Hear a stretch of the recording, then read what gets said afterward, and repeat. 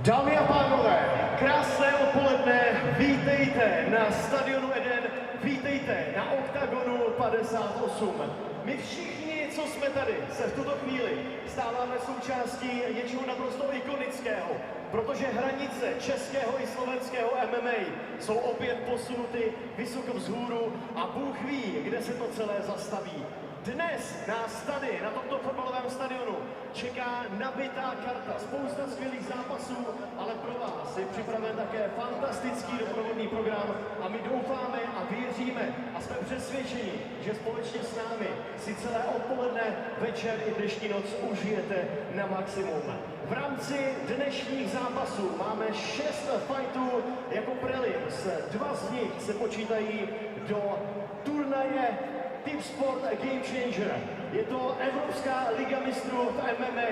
Jeden zápas máme navíc ještě jako rezervní. Těchto 6 utkání, těchto 6 fightů se odehraje už za malou chviličku a poté bude následovat hlavní karta a také zlatá a třešnička na dortu odveta století mezi Carlosem Terminátorem Vémou a Attilou Pumuklivegem. Něco, na co jsme čekali dlouhé roky a dnes večer se to stane skutečností. Věříme, že na to jste připraveni a ještě jednou vás tady všechny vítáme. A abyste na dnešek měli ten nejlepší možný zážitek, měli byste se podívat také do stánku s OKTAGON merčem, kde si můžete pořídit na památku unikátní kolekci na stadion Eden. Můžete si podívat na nové věci v nabídce a také využít řadu slev. Stánky s OKTAGON merčem najdete rovnou 4 a jsou v každé fanzóně. A máme pro vás připravenou také fantastickou memorabilii, protože podlaha z OKTAGONu za mnou se dnes večer po turnaji opatrně stroluje, odveze a vy budete mít možnost si kousek z ní koupit a nechat zarámovat jako věčnou památku na tenhle ten historický večer československého MMA. City Attila nebo Carlos. Merch OKTAGONu na každodenní nošení i dresy na tréninky nebo fandění na stadionu. To vše najdeš na stáncích merče přímo tady v aréně. Čekáme tě až na 4 různých místech. OKTAGON Store. OKTAGON jsme zažili už několik momentů, které přepsaly historii. A i na tento večer nebudete chtít zapomenout. Představujeme vám OKTAGON memorabilie.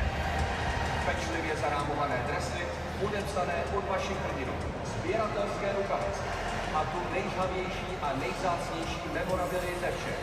Možnost získat kus podlahy, na kterou se právě teď díváte. Tento kus ti po skončení turnaje vyřízneme, zarámujeme a zašleme přímo do týmu. OKTAGON memorabilie. Váš kus historie.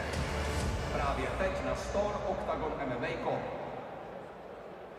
Celý turnaj odstartuje už za několik málo minut a pro vás je nachystaná 7. česká energie, opening ceremony a také halftime show. Je to večer, který je opravdu programově velmi povedený a velmi nabitý. A buďte opatrní, protože jak v rámci opening ceremony, tak v rámci halftime show budeme muset s blížícím se začátkem malinko omezit provoz na vchodech na tribuny. Tak buďte na svých místech včas. To, že se blíží opening ceremony halftime show, poznáte podle odpočtu na LED obrazovkách. Jakmile tam bude 5 minut a méně, tak už doporučujeme opravdu místa neopouštět, abyste se stihli včas dostat zpátky a nepřišli ani o kousek toho, co vás dnes večer v Edenu čeká. No a poděkování samozřejmě zaslouží také generální partner Team Sport, který si i dnes večer pro vás přichystal několik aktivací. Tou první je Team Sport Game Changer Challenge. Vy se stejně jako 16 vybraných bojovníků na samém začátku můžete zapojit do hry o 1 milion eur. Jeden z vás získá hlavní cenu 100 000 eur a nemusíte pro to udělat téměř nic. Stačí se jenom podívat na stránky tipsportgamechanger.cz/challenge a všechny informace tam najdete. Dokonce do té hry můžete vstoupit kdykoliv a nepotřebujete žádný vklad. Je to jenom na vás, jak začnete a jak úspěšní budete typéři.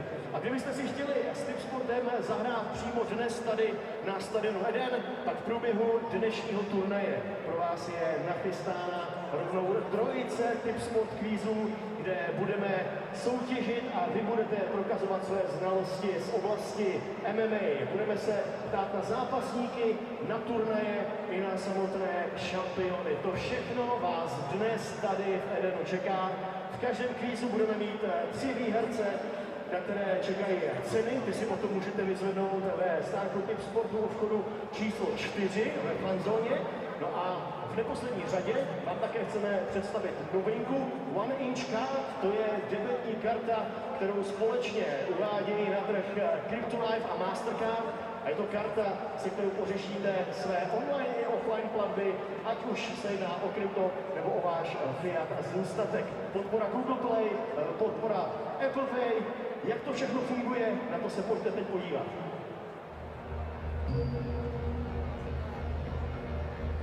One Inch debetní karta. Plaťte kryptoměnami kdekoliv.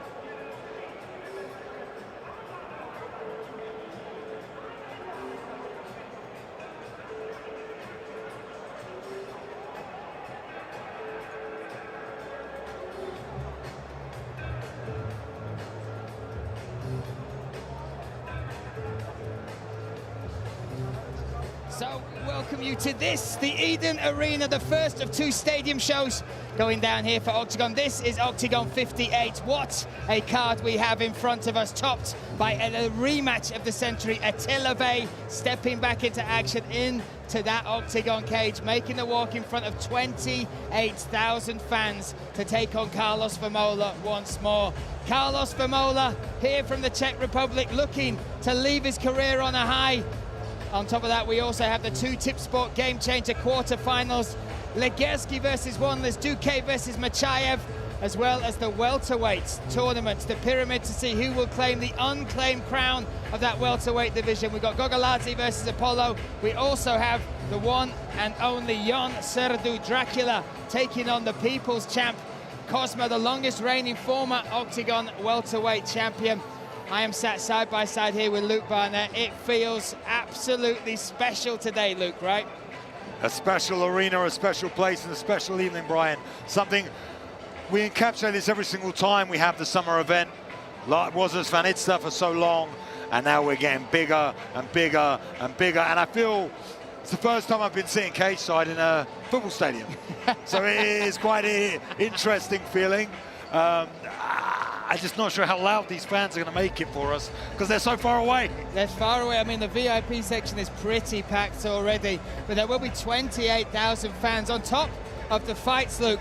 There's a show, right? We've got the opening ceremony, we've got the halftime show, we've got a little treat, a surprise coming for you people, I think just before the main event as well. And then, of course, we're going to have the epic walkouts of Carlos Vermola and Attila Vey. It is a festival today, right? It's not just about what happens in the cage. This is what is, you know, something special for the city. And I said it to Pavel, I said it to Andre. It feels like that it's the right to happen here first. We know we've already sold 45,000 tickets in Frankfurt, but the Czech fans, the Slovak fans, the shoulders in which Octagon stand on, they deserve this first stadium show, right? Exactly, they get the first stadium show, they get the first big night, and like, we could just get bigger and better as we go in October to our second football stadium of the year, and it's even bigger. I said 45,000.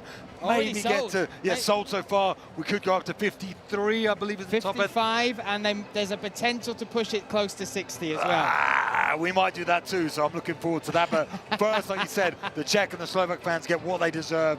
They've seen this Octagon MMA grow in their region for so many years, and the culmination of it here in Eden, incredible things and an incredible fight card. And then we have Carlos Vermola coming back for his dream rematch fight against Attila Vey. And you mentioned the walkouts. The walkouts are going to be twice as long. This place is so big. And that's for Akon Wanless as well. He already makes it last twice as long. So what we're going to see, we're going to point out the suits as well. You see the difference in where we are in our lives. You've got this suit because your brother's getting married. You're testing it out in the summer sun. I wear black because I go to more funerals. That's the age I'm at, Luke. Different stages, but this is my summer look.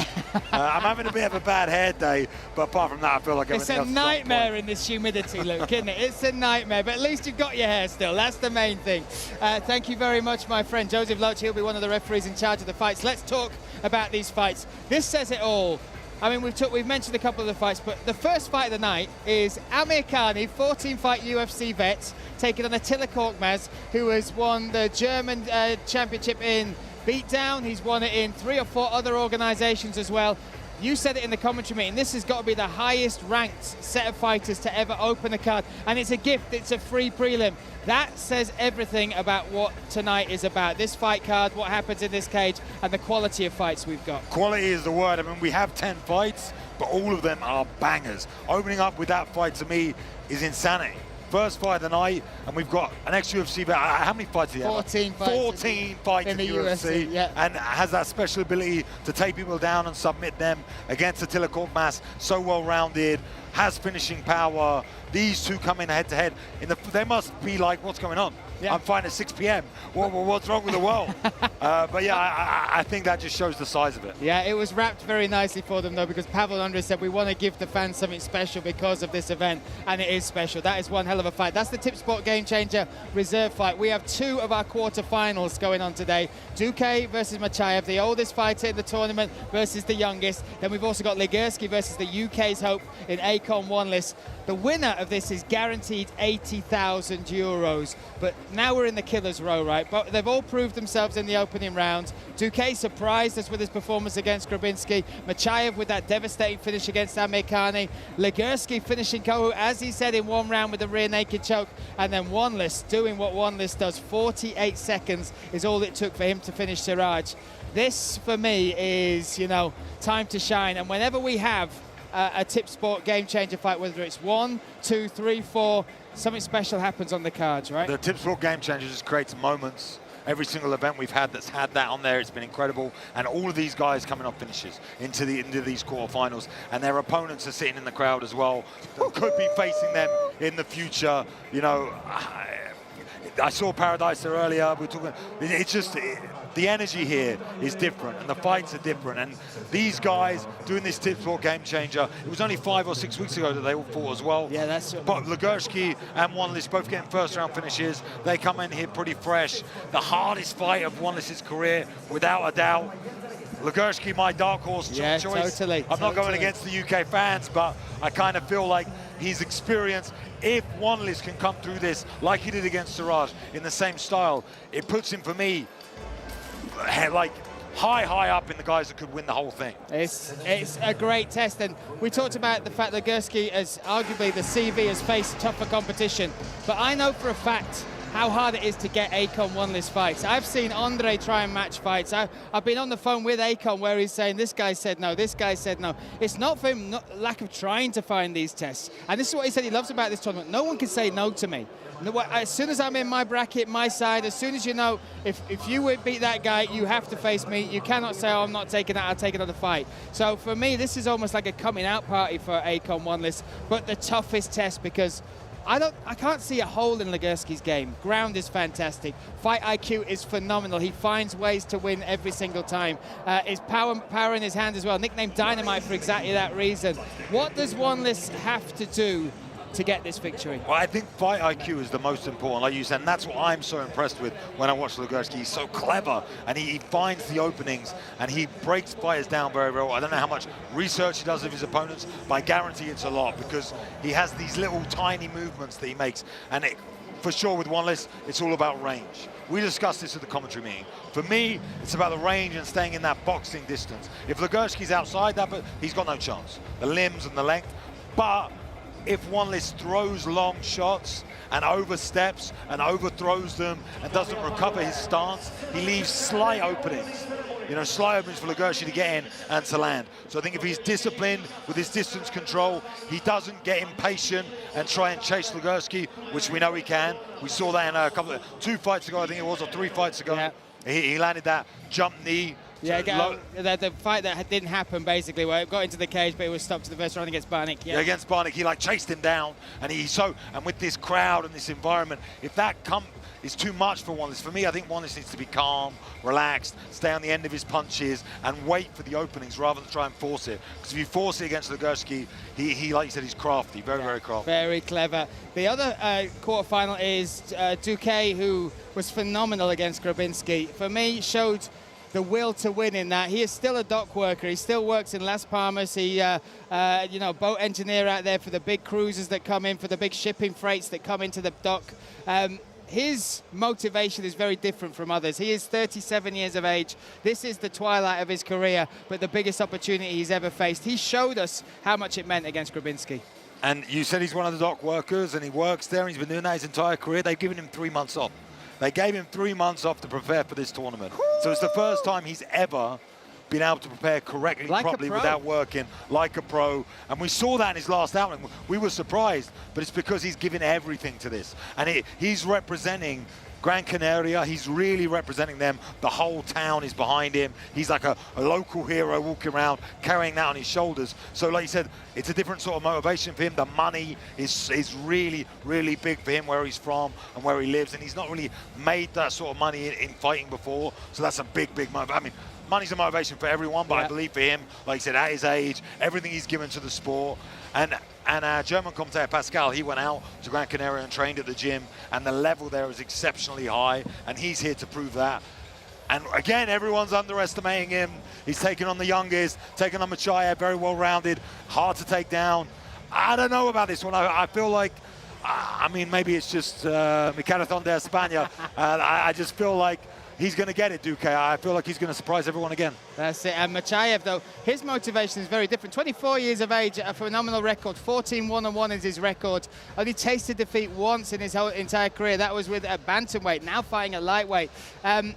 He's kind of, for me, got a chip on his shoulder because I don't think he feels he's been recognized. He sees all this talent flying through Europe, and he's finishing fights like he did against Amir Khani, but he's not getting the shine, he's not getting the spotlight, and I feel like this is him. You know, he's not fighting through like a teenager just trying to prove himself or whatever else, but I feel like this is his way of standing in front of everyone and sort of waving, going, I am here too. Yeah, I think he is getting overlooked. I don't know what it is, because he's so well-rounded. Maybe looks great, fights great. Yeah, exactly. I mean, so small for the weight as well, which you think people would pick up on a little bit more. It's a tough test, though. I think Duque is such a specialist and such a singular. We know what he's going to do. He's not going to go out there and try and punch strike for strike. I mean, if he does, I'll be amazed. If we see a spinning wheel kick or a cartwheel kick out of Duque tonight. So for Machayev, he's like proving himself. When you have that chip, especially as a younger guy, taking on the older guy, it always feels like it's a new surgeon's for him. And I think that's going to play big here. I mean, coming out here at 24 years old, fighting in front of 28,000 people in Eden here for the biggest event ever. Maybe experience will play a part in that. I don't know, but I feel like he's definitely overlooked as an extreme talent. But my vision is just, I think, if he gets through this stage, and then he maybe fights a One List or he fights a Paradisa, it's going to be like a transformer taking on a child. The size of this man, I don't know how he's going to be able to deal with that. Obviously, he's got to get through Duque first, but yeah, I don't know, Brian. I don't know how it's going to go. Little known fact about Machayev as well, this will be his 8th fight in the Czech Republic. So his whole start of his career was in a promotion that was based here. He, in fact, has a win over Jaroslav Pokorny. The injury to Jaroslav Pokorny, which he nearly lost his leg through staph infection when he was in the hospital, was caused by the one and only Machayev. So when he was at the weigh-ins yesterday, great reception for this young man, almost feeling like fighting on home turf. Jumping to home turf, one of the heroes of Octagon, one of the legends of the sport is David Kozma, Pink Panther. He was the longest reigning welterweight champion. He is now part of this pyramid that will see him fight Jon Surdu. Then the winner will fight the winner of Gogaladze versus Apollo Silva as well. So this, for me, is a big moment for Kozma. Has he still got it? This will be his 35th, 34th fight. What's your thoughts on this? Everyone's saying the same thing with Kozma. Had an incredible career, longest reigning champion. But maybe his chin's gone. Maybe he's had too many wars. He's been in so many big fights. He's got to prove it. He's got to come out here and what a guy to do it against. Yeah. Jon Surdu is going to test that chin. At some point, he is going to land. And I think it comes down to, we said about it, fight IQ. Would they move correctly? For me, Jon Surdu is flying through the rankings. People love him, come out in the Dracula cape, plays the character, but then delivers on fight night. And he's got this charisma. Aura. He's got the aura, yeah. So people love to watch him. He's athletic, he's young, he hits hard. This is an incredible opportunity for Jon Surdu, not only to go through to maybe fight for a title, but to take on a legend like David Kozma. I feel like it's his moment tonight in the Czech Republic to really put a nail in the coffin. Maybe coffin Dracula. There we go. Nail in the coffin of David Kozma. But we'll wait and see. We all know Kozma has it in him. If he comes out here and he puts on performance, one thing I'd say is he's used to 5-round fights. Jon Surdu starts fast. If Kozma doesn't start fast, he could get knocked out early. It's gonna be an explosive fight. But one of the walkouts of the night will be Kozma, coming out in the pink, coming out to the Baywatch theme tune. Jon Surdu as well said to me when I interviewed him, he said, taking this fight, obviously fighting a legend coming in, he's got a lot of fans, Jon Surdu. He was the breakthrough fighter of 2023, voted for by the fans, but every person in this bar, maybe the people that Jon has brought, will be cheering for David Kozma. However, Surdu said for him, he is a man who causes damage. But he said, I have to be aware that I'm fighting a man who can take more damage than I've ever seen anybody take in the cage. You look at the Apollo Silva fight with Kozma. You look at even the Brichter fight. If that had gone to round 5, many people think Kozma could have got through and retained that title. It's an absolutely massive fight. And then on the flip side, you have our third fight of the night is Gogoladze from Georgia taking on Apollo Silva in the other eliminator for this welterweight tournament. A world-class welterweight bout, Luke. World-class and completely different styles. You know, again, Apollo is an enigma. You never know who's going to show up. You never know what he's going to do. Sometimes he dances and moves around and doesn't throw a punch. Sometimes he comes flying out aggressive. I feel like we need to see the aggressive Apollo Silva tonight if he stands a chance against Gogoladze. Gogoladze has it all, really. Big, strong guy. The sniper on the feet, but also can wrestle extremely well. I'm intrigued about this one. I really don't know how. You know, sometimes you think about the fights and you can visualize how the shapes are going to be and how they're going to move and how it's going to play out. I have no idea. No. I really have no idea. I don't know what Gogoladze is going to do. I don't know what Apollo's going to do, but I think it's going to be a fiery affair. I think it's going to be great. Fiery affairs, the rematch of the century. It is 1,671 days since these guys faced off. Attilave from Slovakia taking on Carlos Vermola from the Czech Republic. That finished in 2 minutes, I think, in the last fight. Attilave came through, claimed the scalp of Carlos Vermola. Since then, he has not fought in mixed martial arts. He's boxed Kinsel, he's boxed Eric Spicely, but since then, Vermola has fought 12 times, 11 in MMA, once in boxing. This is almost wiping the slate clean, and Attila looks phenomenal in this as far as his preparation. This is Carlos's swan song. This is goodbye to Prague, goodbye to Octagon, goodbye to mixed martial arts. Do you think that pressure, I know it's hard talking about Carlos Vermola as a man who just seems to soak it up, but do you think that pressure, this moment, this night, the fact that cage door will close for the last time on him will play any part in what happens in the cage? Zero. Honestly, I really believe zero. I think Carlos has done it all. He's been around for so long. He's wanted this fight for so long. I feel like it just comes down more to Attila. I think Attila has been away. Carlos, we've seen him just churning through fights after fight after fight. He's going to come in. He's going to do what Carlos does. I don't think he'll be affected. I think Attila might be affected by the pressure. He's the one who'll feel it. Been away for so long. He's seen it. He knows what's going to happen. 2-minute knockout is going to be easy. Is it? Is it? We'll find out. And I feel like if we get past that first round, we could really see it weigh on Attila. Well, look, you are looking at the Eden Stadium. That will be filled and rocking with 28,000 fans going down tonight for Octagon 58. You can join us live on octagon.tv on pay-per-view, or if you have that subscription with DAZN, you can watch it live there. What a night of fights we have for you. Stay tuned. Coming up next, Octagon 58.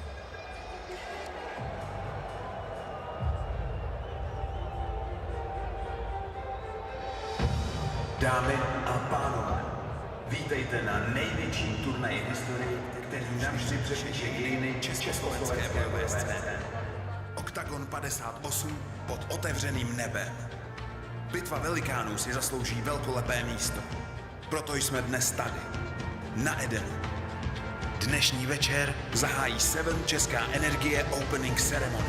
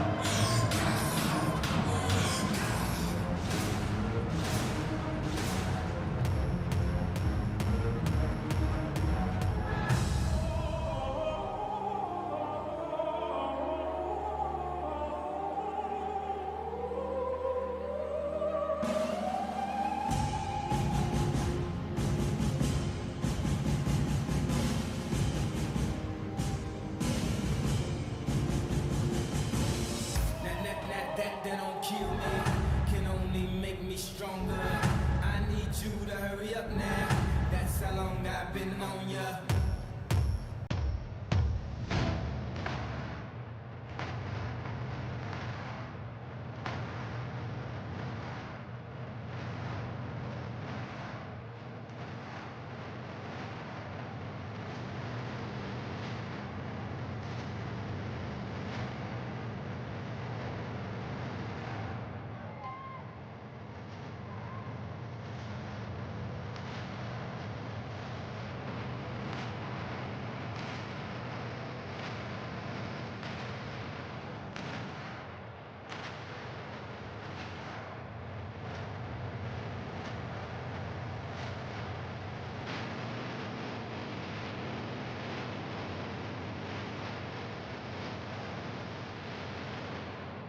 Just come outside.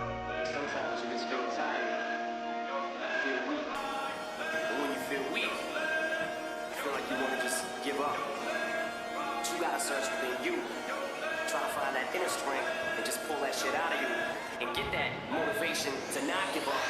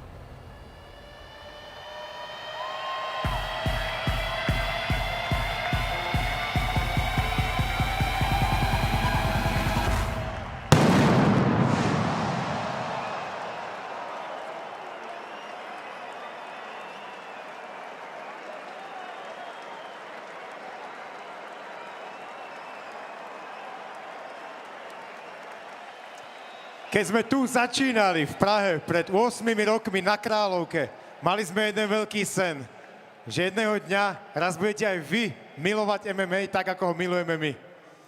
Od té doby jsme společně zažili velký vítězství, ale samozřejmě taky nějaké ty zklamání. Pozvali jsme naše první šampiony, vítěze reality show a samozřejmě také prvního vítěze MMA ligy mistrů Tip Sport Game Changer. Radovali ste sa s nami, keď sme poprvýkrát predali zimný štadión Ondreja Nepelu. Boli ste tam, keď sme 20 000 ľudí dostali do O2 arény. Pravidelne, každý rok ste s nami tancovali na našej letnej párty na Štvanici. A boli ste pri televíznych obrazovkách, keď nám plány skrížila pandémia.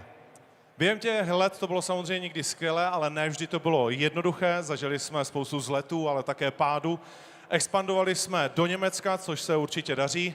A stejně tak se neúplně daří Anglie, ale my věříme, že společně s vámi dokážeme zvládnout téměř vše. Nikdy to nevzdávame, práve naopak vždycky pridávame plyn, pretože máme naše heslo.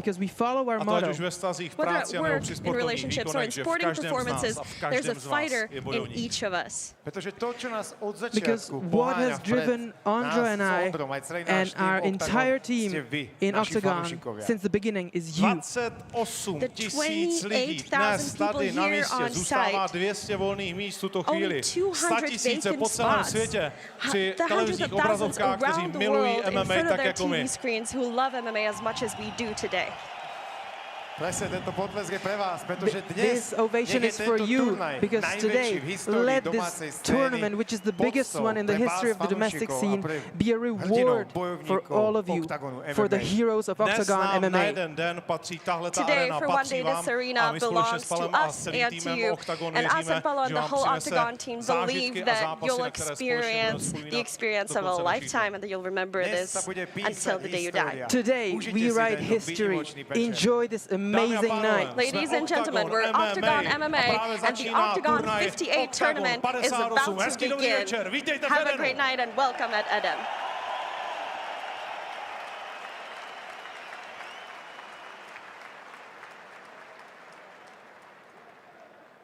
A protože jsme v Edenu a protože je to speciální, tak chceme dnes And because this is a special occasion today, we have some special things in store.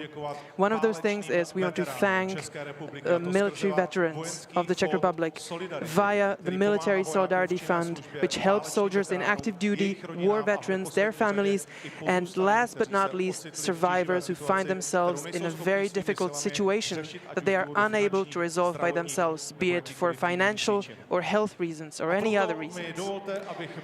That's why I would like to welcome two of our war veterans, Jiří Suda and Lukáš Hirka.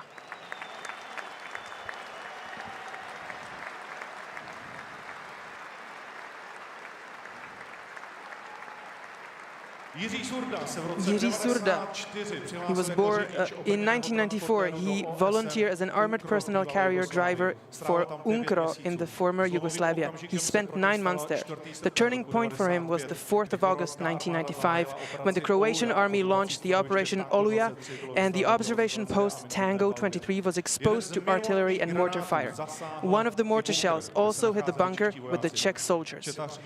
Sergeant Jiří Suda was wounded in the back by shrapnels, and two of his fellow soldiers unfortunately succumbed to their injuries. Jiří Suda makes his living today as a carpenter and actively supports the veteran community and his former brother in arms. Ladies and gentlemen, Jiří Suda.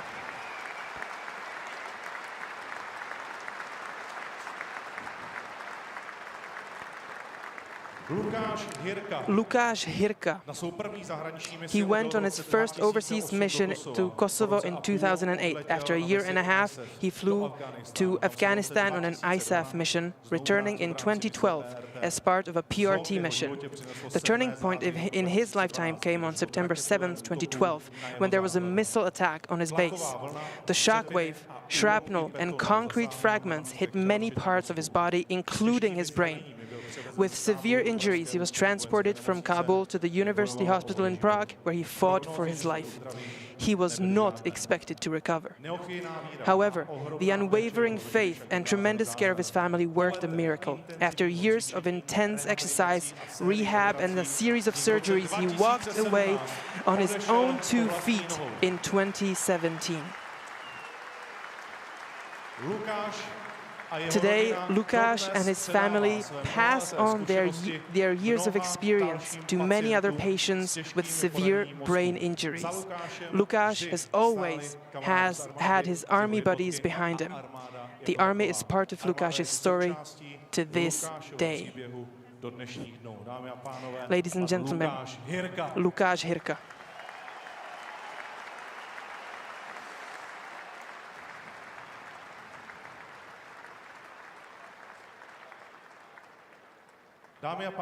Ladies and gentlemen, it is a military tradition to honor the memory of all the fallen soldiers with a moment of silence. So I'd like to ask you to stand up and to honor the memory of the fallen to the tune of the bugle call performed by Staff Sergeant Petr Barta.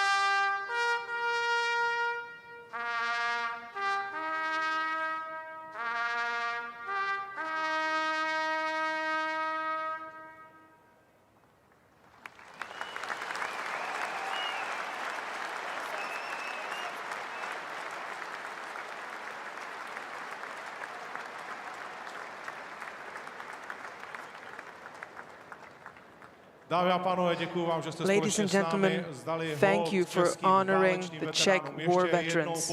Once again, your applause for these men. Thank you for your service. It means a lot to us.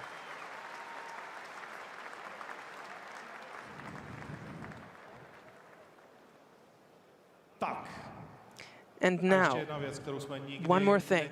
One thing we have never done at the start of the tournament, because we never felt like it was the right thing to do. But today, it does feel like a right thing to do.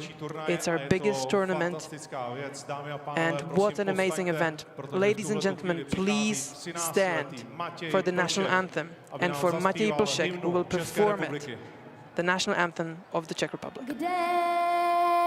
Domov můj, kde domov můj, voda hučí po lučinách, bory šumí po skalinách, v sadě skví se jara květ. Zemský ráj, to na pohled, a to je ta krásná země, země česká, domov můj, země česká, domov můj.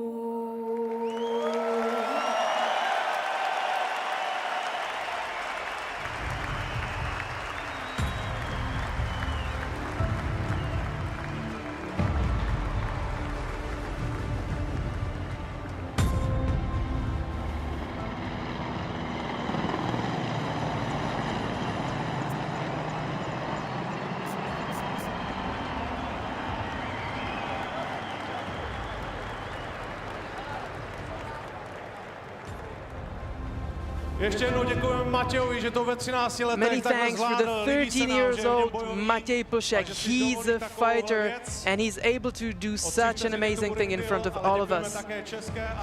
Many thanks to the armed forces of the Czech Republic for the helicopters. And in case you missed it, guys, turn them around.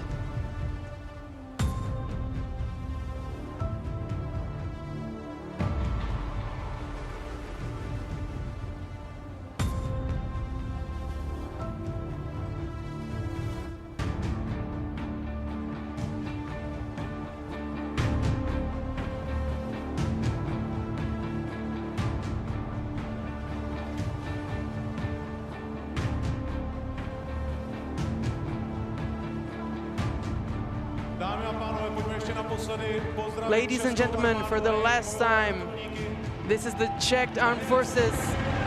This is something that doesn't happen every day.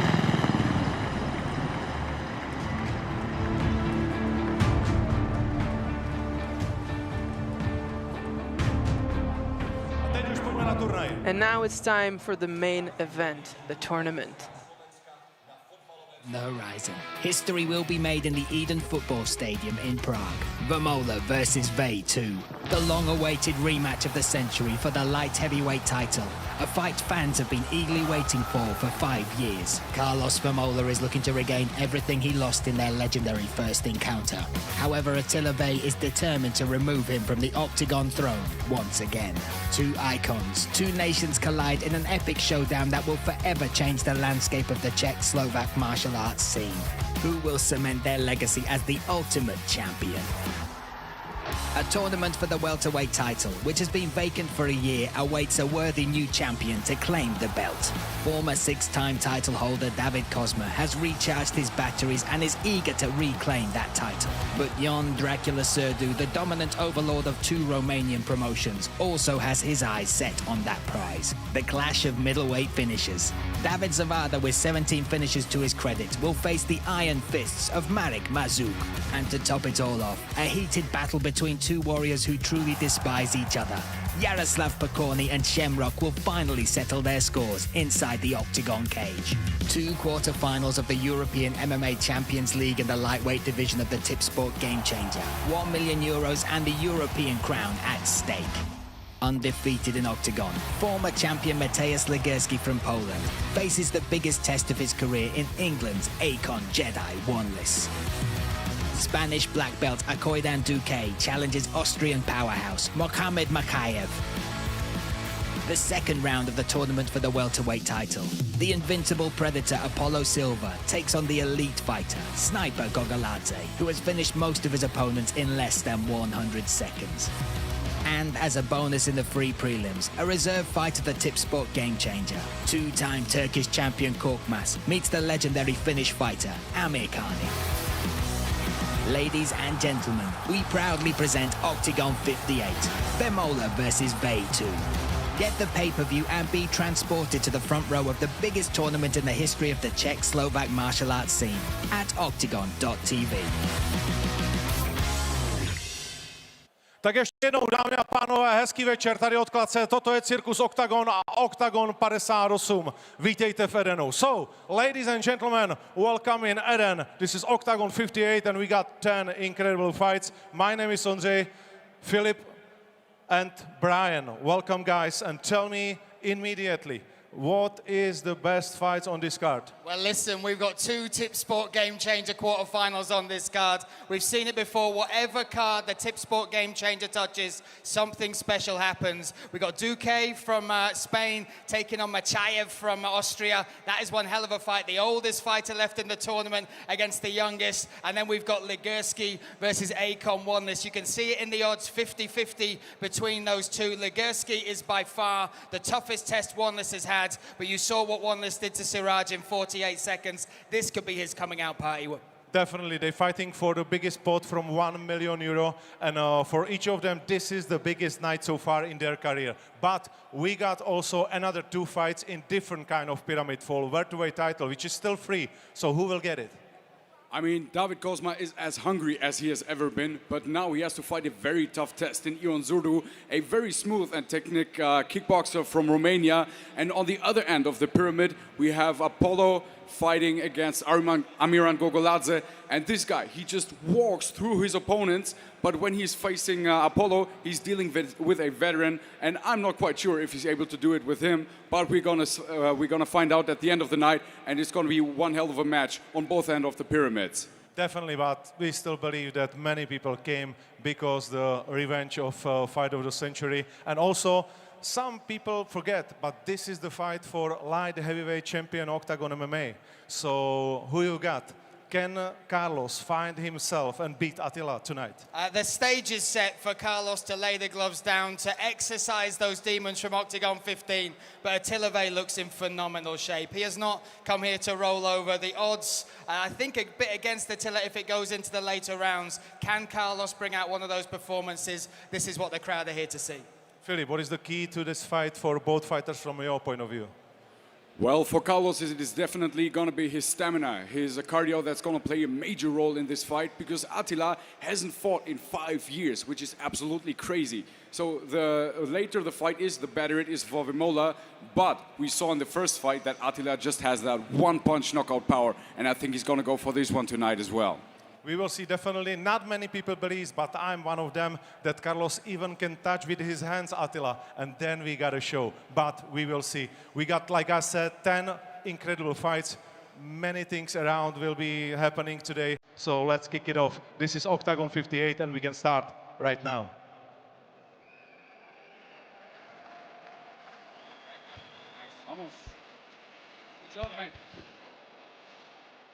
So here we go, ladies and gentlemen. Welcome to Octagon 58. You see this beautiful outdoor arena here, Eden, our first football stadium event of the year. Octagon really kicking off in style tonight. An incredible opening show, opening ceremony. We had helicopters. We had all sorts of madness happening, Brian, early on tonight, before the fights even get started. Somebody came here in a smarter way than you, Luke Barnett. 2 helicopters on their way. Go and talk us through the rules of the Octagon. Well, here we have the mixed martial arts rules. They all take place in the octagon. Stand-up techniques will be used, boxing, Thai boxing, karate, and anything else you can think of. And if the fight continues to the ground, we will see jiu-jitsu, grappling, sambo, and anything they can get an advantage on the ground.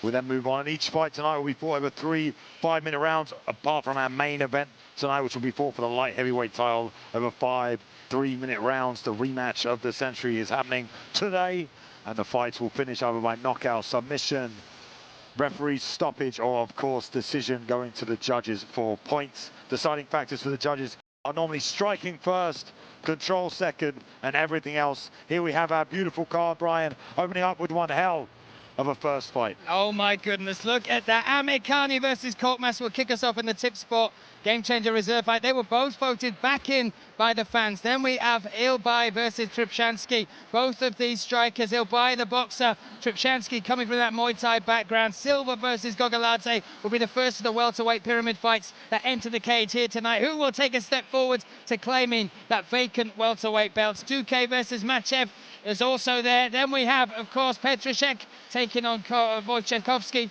chopped on the prelims as well by the other Tip Sport Game Changer quarterfinal, which will see Legerski versus Akon Wanless. Grudge match of the year, potentially, for Corny versus Rock kicks off our main card. Zavada versus Mazuk, 2 of the biggest finishers in that division. Then we have Kozma coming out against Surdu in the second part of that welterweight pyramid, and chopped by the rematch of the century. This time for gold, for the light heavyweight crown, we will see Carlos Famola versus Attila Vey 2. But now, 2 of the highest ranked fighters to ever kick off a octagon card. Mr. Finland, the sexiest and most dangerous man to come out of that country, Makwan Amirkhani, takes on the fearless Attila Korkmaz. Both had big fights, both were voted back in by the fans, and tonight they kick off the show here at the record-breaking Octagon 58. Attila Korkmaz is ready to fight for his chance to return to the €1 million pyramid. His second opponent in the octagon cage will be none other than Mr. Finland, Makwan Amirkhani. The Spitfire Gym Berlin representative gained a legion of adoring fans thanks to his exceptional performance in his duel against champion Paradisa. At the Ostrava Arena, the Turkish warrior gave Ronnie hell in the cage, with one of the judges scoring the fight for him. The experienced fighter known as Fearless has scored 6 finishes before the limit and has only been finished once in his career. Mr. Finland Makwan Amirkhani came a close second to Korkmaz in the lucky loser poll. After an active 14-year-long career, he entered his first fight in the lightweight division. This elite wrestler has already finished 12 of his opponents on the ground. For over 8 years, he competed against the very best in the world. Nice little toss. For the second time in his career, Amirkhani will be entering the cage in a football stadium. 9 years ago at the Open Air Stadium in Stockholm, he defeated his opponent in just 8 seconds. Mr. Finland, Amirkhani! Can he shock the fans in the stands with another quick victory? Or is the unpredictable Korkmaz about to collect one of the biggest scalps of his career?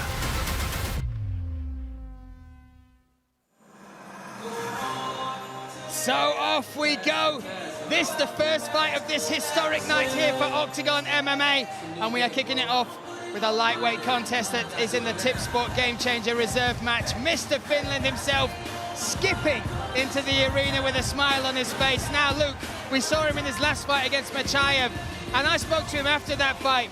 His ego was bruised as well as taking that loss. He felt that that fight was his for the taking. He maybe underestimated Machayev, and he got finished. He paid the price for it. There was talk of retirement, but then the fans spoke, Luke. It was the fans that voted him back in, and that was his motivation to come back here and fight again, to prove himself once more. He said, I made some small mistakes, I overlooked some things, and now tonight I want to show everybody who the true Mr. Finland Makwan Amirkhani is. An extremely talented competitor, especially in the grappling realms, and we'll see a lot of that tonight on the walkouts. I feel a lot of walks will turn into runs, but I haven't seen Amirkhani look so happy and enjoying it as much as he has been today, and at the weigh-ins and in general. He normally puts on the bad boy mystique and is a bit angry and upset, but he seems to really be enjoying this moment. I mean, the first fight of the night must be quite a relief in a strange way, because he must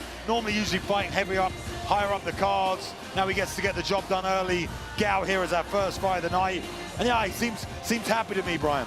I spoke to him as well, and his confidence was gained when he spent some of his camp, 2 weeks of his camp in Slovakia with Ludwig Klein. And he said they spent many, sparring sessions in the gym with him, and at the end of it, it was Klein that came up to him and said, "Don't doubt your level, you are top level, you are top draw, you've given me some of the hardest rounds, you've prepared me better than anybody could for my fight," which will happen in the UFC tonight, by the way. And then Amir Khani, though, he said that gave me confidence, Luke, because it was certainly not in that fight with Machaev. How important do you think that was to go away and have hard rounds, get beaten up, but also prove yourself once again out of the spotlight? I mean, this is real mental sport, especially now for him, having been doing, like you said, being at the top level for 8 years. Those sport moments, it all comes down to confidence when you're walking into this cage, this octagon cage here tonight, especially on the biggest show against an extremely tough opponent. He needs to come out here with belief, because that's when he has belief and when he comes forward and when he grabs hold of you. Mr. Finland is a nightmare for any fighter on the planet. Mr. Finland is inside the cage. Now we welcome the fearless Attila Korkmaz. And again, this young man is soaking this moment up, and he earned this moment, Luke. He fought in the opening round Ronnie Paradisa, the reigning lightweight champion. Many people gave him no chance. You looked at the odds, one of the biggest underdogs on the card. You went to the press conferences, barely a question in the way of Korkmaz. They were almost talking past him for what Ronnie felt would be his next fight. When would he fight Keita? When would he fight Torres? When would he face up against some of this other competition? But Korkmaz in that first fight showed us what he was all about, and that nickname, the Fearless, epitomizes him. He brought the fight to Paradisa, didn't allow him to use his range, matched him in the grappling, threw off some crazy strikes as well, the cartwheel kick in round number 3. That earned him, a place in the fans' hearts, and they voted him back. He won. He won over the top of Lengal, over the top of Kohu, to be voted back into the tournament off the back of this performance. He also believes he has the kryptonite for Makwan Amikani. He believes Machaev is too small for lightweight. He said now he will face somebody my size with my power, my striking, my IQ, and I will dismantle him in less than 3 rounds. Big talk, right, Luke? Big talk, but I feel this man here, Korkmaz, had one of the best debuts we've ever seen here at Octagon 8, even though he was on the losing side of it. Ronnie Paradisa has been running through people in the lightweight division for so many years, and he came in and gave him the biggest test he's had in a while, and really put him on the back foot. I believe it was a split decision loss. Split decision, yeah. Very close. Yep. And Korkmaz extremely talented, and he understands the keys to victory here. He understands the size and stopping the takedowns early. I really believe this, though. I think he is underestimating, like everybody does, the power and the strength of Mr. Finland. I have seen him grab hold of men and toss them around like babies in the cage and in training. Mr. Finland is a force of nature when he wants to be, so I hope he doesn't go in too cocky and get surprised by the strength. That's the question for me. If he can deal with it early, it could be like Korkmaz says, and he could dominate this fight. But I think it could be an early surprise from Mr. Finland. What a way to kick off this card, though. We look at the tail of the tape. 3 years the younger is the fearless Attila Korkmaz. Mr. Amikani with the experience on his side. Height and reach as well for Mr. Finland. And the tips for odds, though, favouring Attila, the fearless Korkmaz. We are set. We are ready. This is the opening fight of Octagon 58. Let's get it underway. Dámy a pánové, před námi první zápas turnaje Octagon 58, rezervní zápas Tips for Game Changer. Ladies and gentlemen, we are ready for the very first match. So let me introduce you both corners and also the referee. In charge will be Václav Přibyl. I will introduce you first fighter in the blue corner. He's 35 years old, stands 180 centimeters tall, weight in 70.8 kilos, represents Makwan Amikani Training Center. Coaches in his corner are Marko Tuomela, Aleksi Toivonen, and Sihat Akipa. He has a professional record of 27 fights, 17 wins, 13 finishes, and 10 losses. Fighting out of Finland, Makwan, Mr. Finland, Amikani.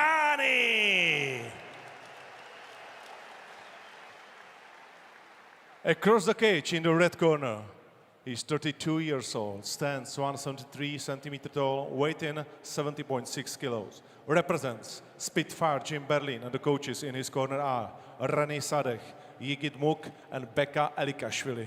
He has a professional record of 22 fights, 14 wins, 6 finishes, and 8 losses. Fighting out of Turkey, in the red corner, Attila, the fearless Korkmaz.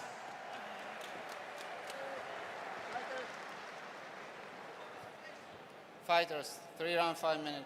Follow my instruction. If you won't touch gloves, go back to a corner. Good luck, man. 3 rounds, 5 minutes. Václav Stribel will take charge of this opening bout here at the historic event that is Octagon 58 from the Eden Arena in Prague. 28,000 fans set to fill and rock this arena tonight. Mr. Finland in the blue corner. The fearless Attila Korkmaz in the red. Southpaw versus Orthodox. Me, Brian Lacey, alongside Luke Barnett.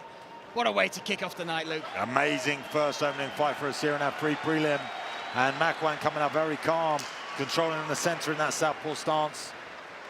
Different demeanor. Like you said on the walkout, he was much more intense against Makayev, right? Yeah, he looks so relaxed, happy to be here, and which you know, a happy fighter can be a dangerous fighter sometimes. And I feel like, especially with Makwan and his style, normally he comes out very aggressive, tries to get you to the ground, is explosive, and sometimes can get tired from that sort of style. So if you're looking to maybe go a few more rounds in this one, nice touch of hand, they're controlling. All this now is about the distance. See that head kick come up a couple times from the rear leg of Korkmaz, but Makwan controlling the distance with that southpaw stance, trying to get that right foot outside. You see how he steps out, Korkmaz there.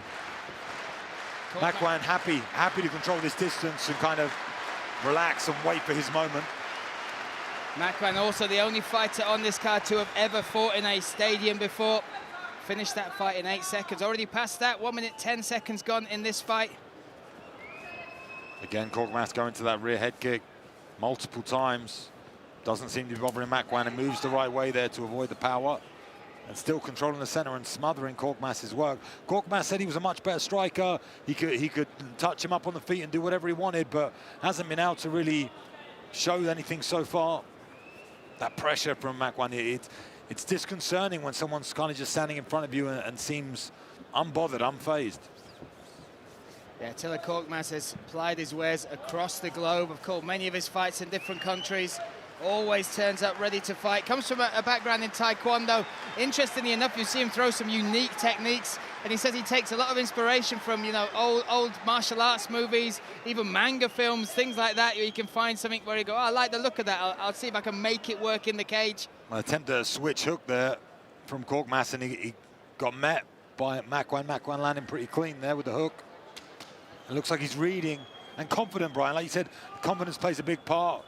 That training that he had those 2 weeks with Klein, he seems in complete control of this fight to me at the moment. Oof. Nice body kick there. Now Korkmaz opening up a bit more. In the corner, Korkmaz Rane Sahade coming off the back of a phenomenal win. A heel looking under 1 minute, sorry. And coming from that Spitfire gym as well. We've seen so much. Oh, there's the jump knee. There's the jump knee. There's the entry, right? We expect that from Amir. We expect him to try and get in close the distance, grab hold. Let's see how Korkmaz deals with this at the moment. Very calm, relaxed. You can see through the lower body of Korkmaz, very built, very strong and powerful in the takedown defense. Lifts his man, goes that little trip and gets him to the mat. Wow. He always does it very unorthodox. Has that style, does Amir Khani, little trips, nice little judo tosses, a lot of Greco. I believe had over 500 Greco-Roman matches growing up in his training camps back in the day. So he's very used to those wrestling exchanges, and very, very powerful once he gets on top. But Korkmaz already on that left hip with that left foot. Yeah, right hip, rather, with the left foot. Brazilian Jiu-Jitsu black belt is Korkmaz. Yeah, and seems comfortable on the ground, but looking to get in with this De La Riva. Rolling, looking to isolate the leg. Amir Khani as well, I believe 3 or 4 time national wrestling champion in Finland. It's one hell of a base to come through, right? They're very powerful, and does that, you see, as he just kind of blitzes past and pins his man down. But great regain there from Korkmaz. like you said, black belt on the ground. You can see it straight away, going for this De La Riva again on that left leg. That can be awkward and hard to move, and you need to be careful. If you leave the opening, Korkmaz can look to take the back. Actually, one of my favorite moves in jiu-jitsu is using that De La Riva. Really big, nice. solid shot. That was solid. You heard the crowd react to that elbow as well. Great start this here for Makwan. And already able to do to Korkmaz what he wasn't able to do with Machaev, which is get him on the ground and keep him there, Luke. And I feel like sometimes you see this when the jiu-jitsu guys are comfortable on the ground. He seems relaxed there, but he's taking damage, not really doing much. Time's ticking away. We've got 20 seconds left in this first round. Nothing's really happened apart from a takedown and a good solid shot on the ground. So, you know, for Korkmaz, this first round is flying away from him at the moment as he goes back to this De La Riva. Yeah, open scoring in play here at Octagon as you hear the clacker for the final 10 seconds. Big shots finishing the round from Amirkhani. Then dominance shown, good control, landed heavy. I mean, we'll see what the judges say, but I'd be surprised if that doesn't go in the corner of Mr. Finland. Yeah, I can't see it going any other way. You're looking at the criteria, the effective strikes, the damage were from those shots from the top, and even finishing the round strong there, Luke. Yeah, and breathing heavy, I think, because he put a lot into those final strikes, but could fight at that pace for another 2 rounds. No problem. Very calm in the beginning. I feel like Korkmaz going to come out in this second round a little bit more lively.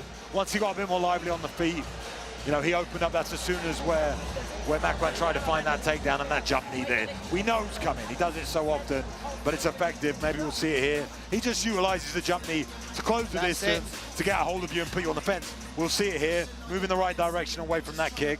There's that jump knee, just to get his man on the fence and get that entry. But he's very good at isolating one leg and looking for those little trips. There we go, the scores, as we predicted, all 3 going in favor of Amirkhani as we step out. And the screens, they're very evident now. You see they've got them facing in and outwards from the cage for this stadium show, so the fighters getting a good view of exactly where they stand. And again, Makwan coming out confident, controlling the center. I'd like to see Korkmaz use that body kick a little bit more, rather than going up high, because the body shots are the ones that landed. Switches stance now, and switches back, goes to the head again. Evades well, does Makwan. But this is better from, there's that body kick, landed, solid. Better now from Korkmaz, has definitely woken up, if you want to call it that. Makwan, always a bit of a fast starter, even though was calm in this nice inside kick there as well, switching up the heights of that shot. Although was calm, normally putting that pressure forward, he normally comes out, starts fast, got this first round behind him. But yeah, we'll have confidence from that. Again, just waiting for his opportunity, knows exactly what he wants to do, knows his keys to victory, doesn't want to mix it up too much on the feet, doesn't want to leave too many openings. Even though his hands are quite low, he's very aware of where he is, controls distance well, moves his feet, has been in there with some of the elite strikers in the world. You need to see something from Korkmaz, right? We're already a minute down in this round. And you've got to take momentum. Oof. And he's trying to, but he's almost afraid now to open up and land shots or do anything that's going to give an opening. There's a nice hook there on the back foot as well. I feel like if he really wanted to, Makwan could land on the feet as well. Korkmaz seems to be questioning himself a lot right now, and that's the worst. Nice stiff jab. Solid jab. And again, Makwan's smiling. He looks happy in there, relaxed, in front of probably already 20,000 as this arena fills up. Oh, switching to the leg kick then. I saw the corner there of Korkmaz. They look kind of desperate for him to let some stuff go, Luke. He's not fighting his usual character. You saw it with Ronnie Paradisa. He closed the distance, had confidence. Seems to lack it a little bit. Nice spinning kick to the shin there. Maybe that comes from the manga or whatever you said he likes to utilize to open up his striking, but has all the tools, does Korkmaz. Switches stance beautifully, throws well, but now he's put himself on the fence. This is all that Makwan wants. He's waiting now for his opportunity. He's managed to navigate him towards the fence. Korkmaz there. I feel like we're going to see another jump knee and another takedown attempt. Blood from the nose there. That's from the stiff jab. Yeah, that beautiful. Makwan. And it was a twisted, you saw his hand twist on the inside. And that's that thing from southpaw. If you can control that lead hand, then you can cause damage very, very easily. And everything Makwan does, he does 1,000% energy and strength. He doesn't do anything half-hearted. That's why you can see he's calm, calm, calm. Then when he throws, he's extremely explosive. He's a very explosive athlete. And we're already over halfway through this second round. And one thing Machayev did was make him work, right? That kind of wore him down as well, whereas, like you said in the first... There's the jump knee. Again, same entry, gets to the back. Now this is where he's strong. If he manages to clasp his hands together, very powerful, gets him down to the mat again. Strong stuff. And this fight, this Looking for the leg lock. This round needed the moment, and maybe Makwan's giving himself that now. Beautiful work from Makwan there. Korkmaz instantly attacking, trying to open up some leg lock attacks on the bottom, trying to get that heel hook entry. Makwan moved beautifully, stepped over. Now he's in the butterfly on top, but he hasn't had to really work this fight. Now he's going to be very, very strong, very powerful and explosive for the next minute and a half on the ground and try and nick it from the judges again. Then he'll be 2 rounds up. Just needs to land a couple of good ground and pound shots. He got that stiff jab, the blood from the nose. He's already had probably more effective striking, even though Korkmaz has thrown a little bit more with those kicks. Really looking to hang on to that leg. Solid hammer fist there. He commits to that, and that opens up those headshots. We've seen that before. I do feel people underestimate the strength, you know, of Makwan. He's very powerful on the ground once he gets on top. Beautiful top pressure, and he emits a lot of energy into his groundwork. You see the significant strikes there. Pretty close as the numbers, but you can see the damage on Korkmaz's face. Trying to lace here, now going to look to try and elevate Makwan and again try and wrap up a leg. Makwan doing the right thing, triangling his legs beneath him and putting his weight all the way through his hips. He's going to try and push the head away now and land a good ground and pound shot. 30 seconds remain in this second round. A very, very technical opening fight. Yeah, the crowd's now geeing these two on. Shots from the ground from Makwan Amirkhani, trying to get back to his feet. And we know the front headlock is what Makwan wants, looks for it. Now someone needs to leave an impression on the judges. At the moment, that's Korkmaz landing. Going to that head kick again. Working the body. Oh, and look at that takedown. Span into it, got the body lock, and then took it to the mat. Not sure that's going to mean much to the judges, though. Oh, he's hanging on to the... I feel like Korkmaz just did that to look busy for the judges in the final seconds. Good takedown attempt. Deep breaths coming out of Mr. Finland's corner. But again, look at the difference, the ability for him to get it to the mat, Luke. Once he got the body lock, each time he's been able to get it into that place where he is at his best. I feel like, depending how the judges have this one, if we're going into the third round and Mr. Finland is up, I feel like he's going to just move and stay away. He's done well in avoiding damage, hasn't really taken much. But if it's a one-all kind of situation, he's going to have to open up and look to take this third round. And I feel like Korkmaz is primed now and ready. We saw in those last moments, obviously he got the takedown, but he was striking, was fluid. He kind of found his range in the dying seconds there. And we see he goes joint going into the third. Wow, this makes it exciting now. I feel like Amirkhani is taking deep breaths and he's going to need to put it all on the line in this third round. I wonder if that has been communicated properly to the fighters now. Amirkhani was the first off his stool. They both stare each other down, all to play for here in the opening fight here at Octagon 58. Makwan Amirkhani in the blue corner. Korkmaz in the red, me, Brian Lacey alongside Luke Barn. Oh, big right hand drops him. Nice switch. Solid start from Korkmaz there in round number 3. Switches to the southpaw stance and lands the right hook. And that replied there, though, from Amirkhani. Makwan opening up. Great big shot, and that's going to be hard now for Amirkhani to try and win on the judges' scorecards. Getting dropped there, he's going to have to reply in kind. Oh, recovered well, though. Confidence high now from Korkmaz. You can see it. Most confident he's looked in this fight. Blood pouring from the nose still. Yeah, he's touched that a few times, probably be affecting his breathing. But now, 45 seconds in. Great opening. What a start from from Korkmaz, sorry. And now Makwan happy to throw in range again. In the middle of the cage now, I'm in the octagon cage, so no way. Both check hook in there again, both that right lead hook. Korkmaz switching stance and landing again. It was almost like Condit Hardy, right? Oh, yeah, and again, That inside leg kick from Kozma has been beautiful. He's thrown it twice in this fight. Both times been extremely effective. Maybe throw that, step into a switch right hook would be great.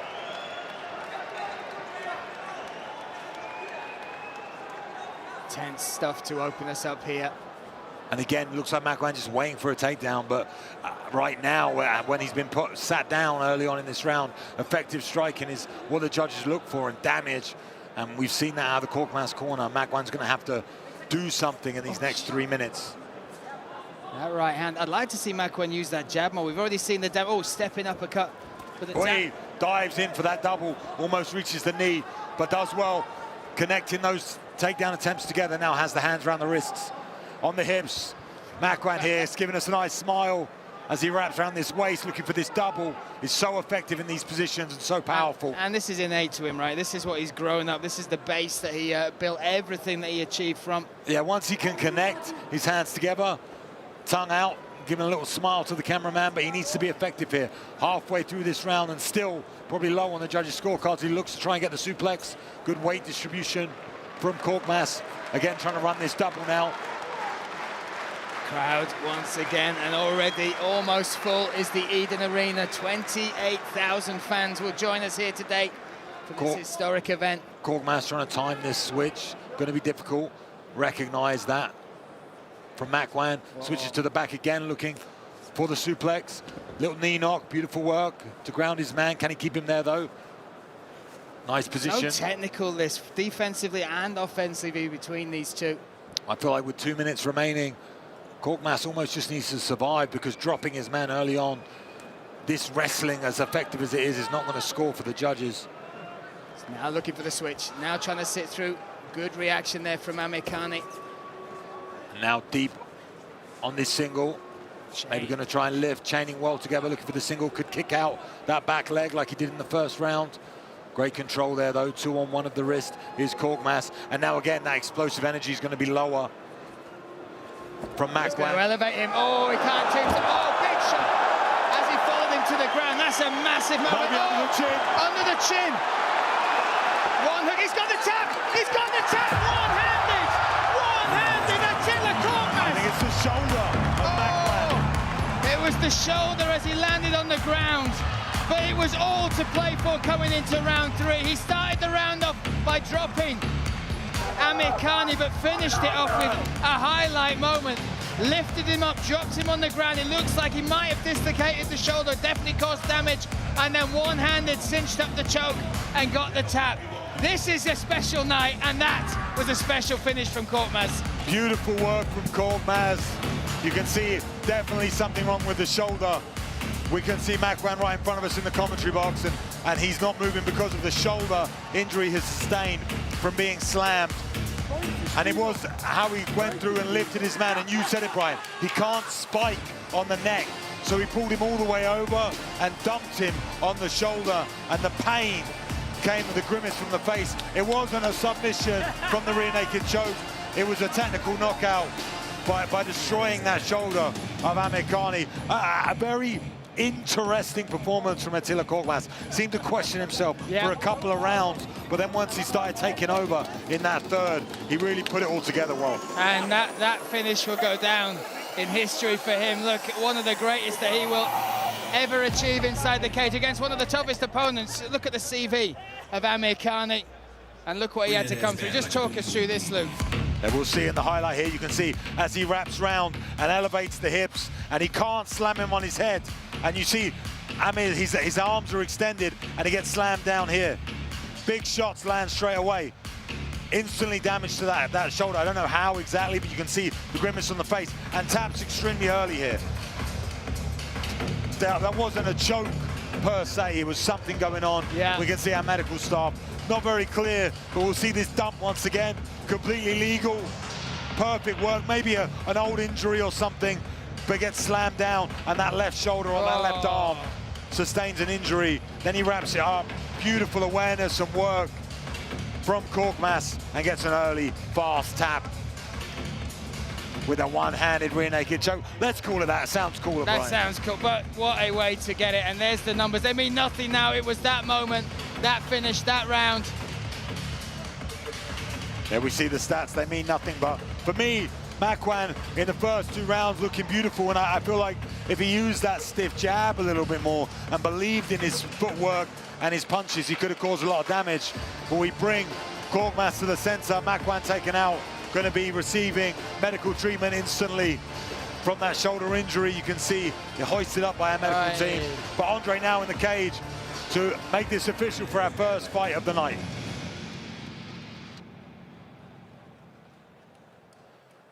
Ladies and gentlemen, we know who's the winner of the first fight of this evening, the reserve fight of Tipsport Gear Changer Pyramid. After 3 minutes and 37 seconds by rear naked choke, the winner from the red corner, Attila, the fearless Korkmaz. Let's go! I am back, guys. I am back. So there we have the happy face of Attila Korkmaz and his team, the Spitfire team there in Berlin. Unbelievable, Luke, and again, came through adversity, showed what he was all about, and then a highlight reel finish. You've already got the Tipsport bonus now right in your sights. That bonus for the finish, the performance of the night, that's one to beat, right? How is that going to be topped this evening? Slamming someone from that position and then claiming it one-handed, the rear naked choke. A one-handed rear naked choke, submission against a submission specialist in the 3rd round after having such a tight back and forth battle. Incredible moment for him. Poprvé na Slovensku. Letný turnaj. Pod holým nebom. Vezieme vám legendárnu štvanicu priamo sem, do Bratislavy.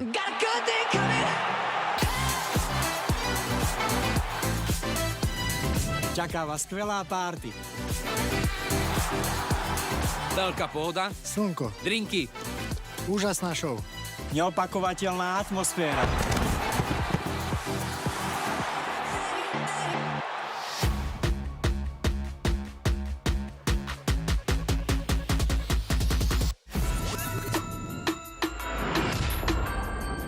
O poriadnu party sa nám postarajú Roots Boys Radio. Ak prídeš na summer party oblečený napríklad ako ja, dostaneš dáček. A to nie je všetko. Máme pre vás pripravenú after party.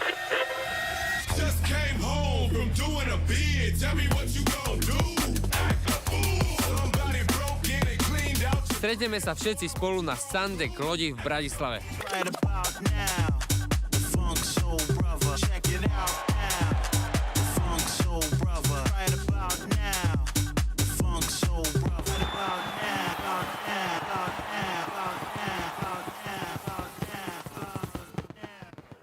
Vezieme štvanicu do Bratislavy. Zaži summer party na turnaji OKTAGON 59 už 27. Vstupenky v predaji na ticketportal.sk. O poriadnu party sa na... Mám ešte raz, 5 rokov sa nepil. Drinky. Slnko, party. Drinky.